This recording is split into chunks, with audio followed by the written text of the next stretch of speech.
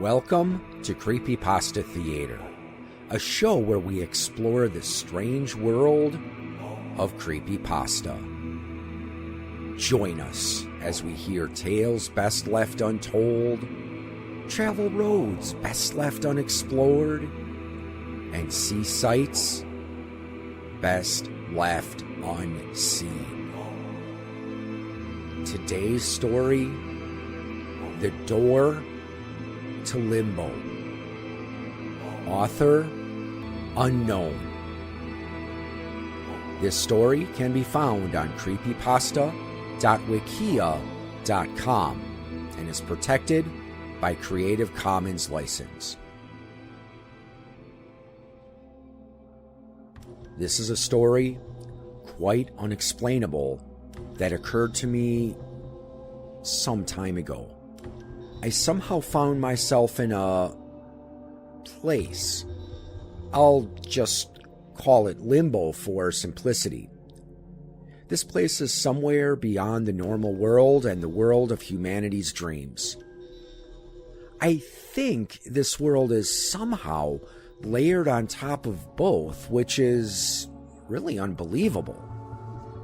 Anyways, here's my encounter, and hopefully my only encounter with this cursed world.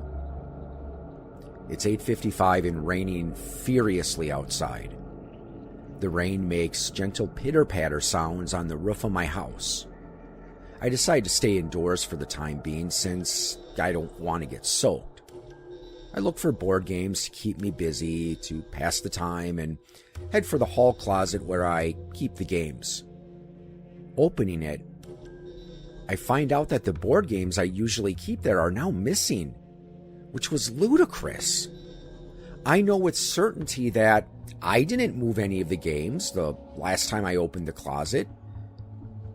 The closet appears to be completely empty, and I'm not too sure how to feel about that unusual circumstance.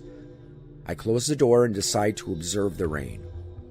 The sky quickly lights up with a lightning flash that's concerningly close to my house. I count the seconds in my head, waiting for the deafening, crashing sound of thunder. 1, 2, 3.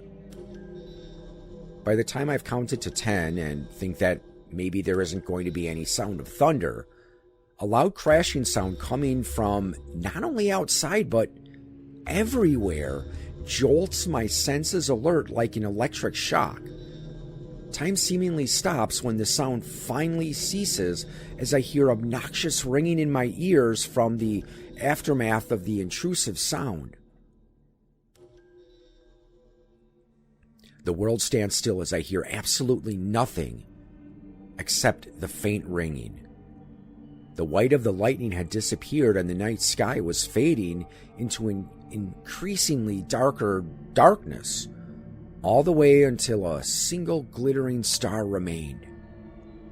I think perhaps I'm hallucinating in that everything was frozen simply because of how I stayed up late the previous night working on a lockpick I had in my pocket. I wait for a while. As I check my watch, it's 8:59 and nothing changes whatsoever.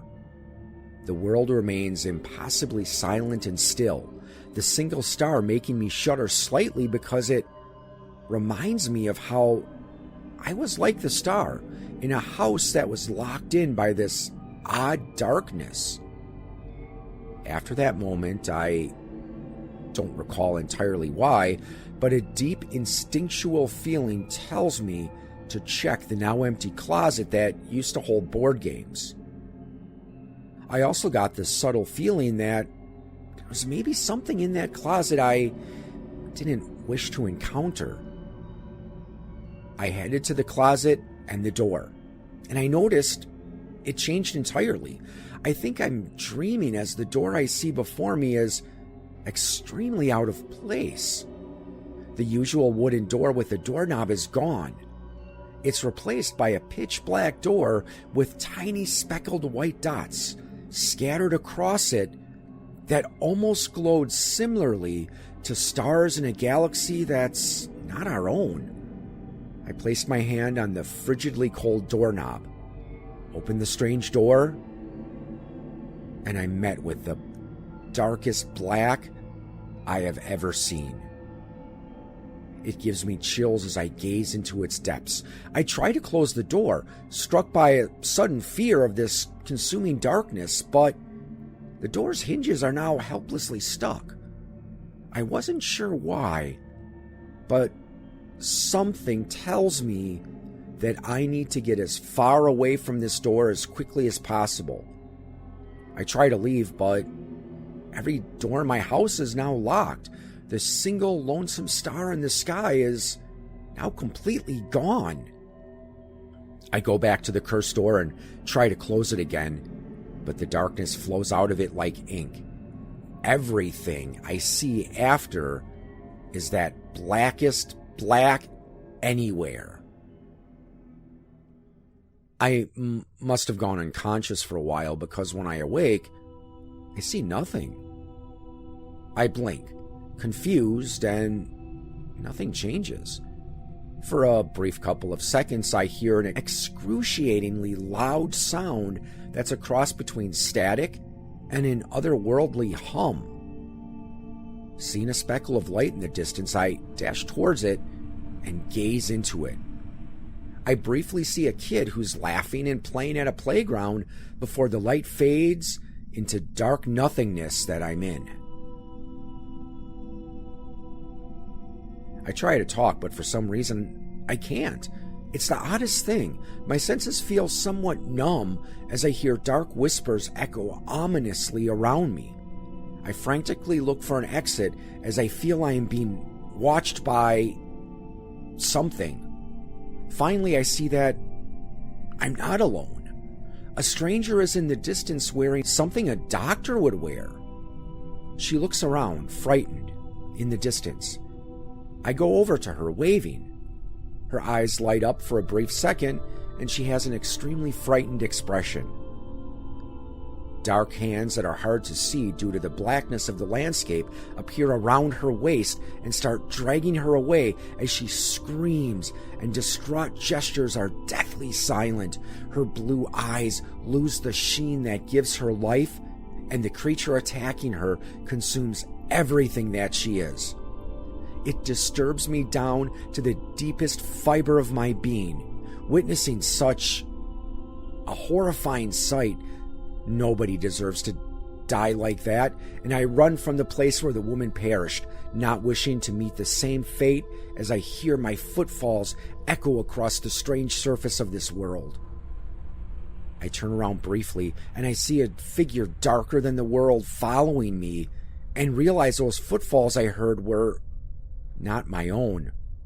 I run faster, my breathing becoming more rapid as I search for a way out. It's so cold and isolating in this place. The creature keeps pursuing me, and then I have an idea that could save me. Pulling free the lockpick from my pocket that I designed, I run towards a flickering light and see a teenager being bullied at a school. Instead of just gazing, I run into the light, now in the dream somehow, and try jamming the lockpick into a classroom door close by, not expecting my idea to work. I figured if a door got me into this wretched place, another would get me out. I see the creature outside of the dream getting closer, its long, lethal claws and darker than black whole eyes gazing into my almost helpless soul. I try, with increasing fear, to get the door open, the door I'm trying to unlock taking painfully many tries to open. I hear the teen who's in the dream screaming as the creature consumes him, a sound I wish I had never heard. With luck, the door is unlocked. Finally, I dash through it. Beyond the entrance, it is illuminated with bright daylight. Suddenly, I wake up with a start on my couch, out of breath, hearing a familiar pitter-patter. Looking over, I see my closet door ajar and darkness looming behind its depths, sharp, jagged claws emerging from inside it. I slam it shut hastily, sighing in relief. Checking my pockets, the lockpick I used is now gone, and I laugh a little, feeling relieved. It's still raining normally, and everything seems to be back to normal. It was all just a nightmarish dream. I turn on the TV and decide to watch the news, and I find something very unnerving. A news reporter states she stands outside someone's house. A 15-year-old teen was found deceased in his bed during the middle of the night. At 9 p.m., his parents went to check on their son, and he was found dead in his sleep. The autopsy reports he is dead for unknown reasons. The police are now questioning night strollers nearby in an attempt to find any sort of evidence to track down possible suspects of this strange death. Also, around the same time, a female doctor was reported missing. Nurses that worked at the same hospital as she did said she went outside only to never return. Nobody reportedly saw her leave the hospital, and of course her parents are very worried. It is believed that a single culprit is behind both events. The news reporter advises the viewers to contact their local police if they have any evidence that would be helpful. Pictures on the TV show up. 2 recognizable faces of the victims I saw earlier when I was in that horrid world. It wasn't just a dream after all. And I was responsible for both of these people's deaths. I knew what the teen had dreamed of right before he died, and if I was a little faster, I maybe could have saved the doctor along with the teen too. I vow never to go back to such a twisted place, and if I do by mistake, never come back. It's because I've surrendered my old life away and am now trying to save innocent people from those dark, demon-like monsters.